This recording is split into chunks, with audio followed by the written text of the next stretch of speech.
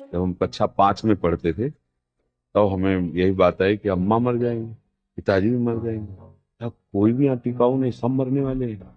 और पूर्व का ऐसा कुछ था तो हमको। यदि आप जीवन में खुद को अकेला महसूस करते हैं तो आप प्रेमानंद जी महाराज को सुन लीजिएगा।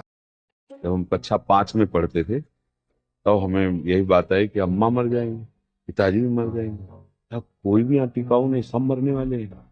और पूर्व का ऐसा कुछ था तो हमको टिकने नहीं देना था। लगा कि हम किससे अपनापन करें, यार सब कोई नष्ट होने वाला, कभी भी कोई मर सकता है। कोई तो ऐसा होना चाहिए जिससे हम प्यार करें और वो सदैव हमारे पास रहे। तब एक रास्ता निकला कि एकमात्र भगवान के सिवा।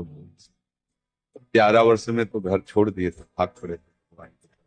तो अगर ये बात आपको चुभ रही है कि कोई अपना नहीं, अपनों से वियोगी होगा, तो ऐसे अपने हैं श्यामा श्याम, पकड़ के देख लो, कभी अनंत काल में भी वियोग नहीं होगा, क्योंकि वो अविनाशी है और तुम भी अविनाशी हो। ये ऐसे कृपालु कि इनको जो चाहो मान लो, पर इनको मान लो। अगर इनको मान लो तो ये प्रश्न खत्म हो जाएगा कि अपनों के बिछुड़ने से, और यहाँ कोई अपना नहीं, सपना है सब।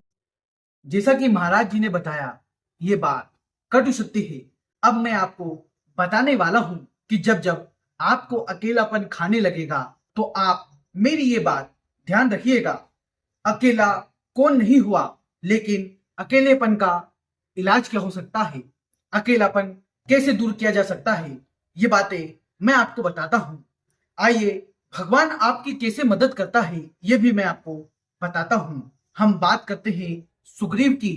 जब बाली ने धक्का मार के राज्य से निकाल दिया तो हनुमान जी आए और हनुमान जी के माध्यम से ही हमारे आराध्य श्री राम सुग्रीव को मिले और बाली की हत्या करके सुग्रीव को वापिस राजपाट दिलाया। जब अकेलापन विभीषण को हुआ, रावण ने भरी सभा में धिक्कार के विभीषण को बाहर निकाल दिया, तो भगवान राम ने विभीषण को आश्रय दिया, विभीषण को शरण में लिया और रावण को मार के विभीषण को लंका का राजा बनाया।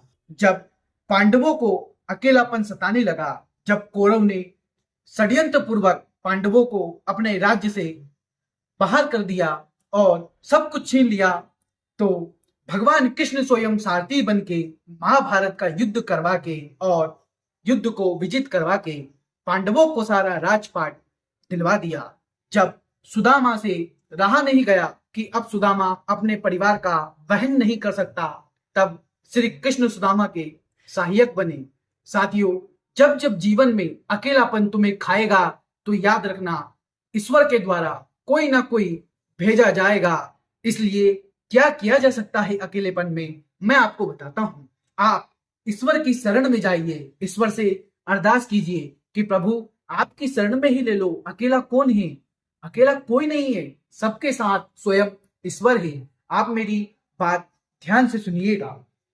हम बोलते हैं कि हमारे माता चली गई, पिता चले गए, भाई चली गई, भागिनी चली गई, सबको जाना है, यहाँ पर कोई भी नहीं है परमानेंट, सबको एक ना एक दिन जाना है। हम सब यहाँ के किराएदार हैं, इसलिए एक ना एक दिन तो हमको अकेला करना है।